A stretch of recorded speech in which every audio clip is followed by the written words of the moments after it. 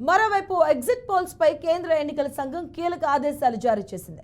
నిర్ణీత సమయం కంటే ముందు ఫలితాలను ఇవ్వకూడదని ఈసీ ఆదేశాలు జారీ చేసింది.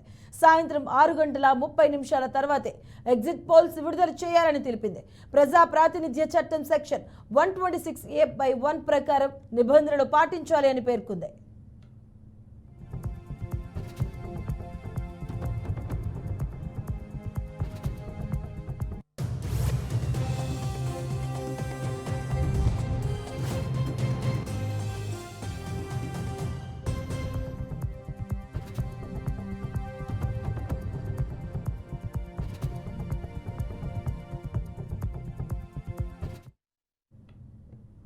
లోక్సభ ఎన్నికలతో పాటు ఒడిశా, ఏపీ అసెంబ్లీ ఎన్నికలు, అలాగే దేశవ్యాప్తంగా 12 రాష్ట్రాల్లోని 25 అసెంబ్లీ నియోజకవర్గాలకు ఉప ఎన్నికలు జరిగాయి.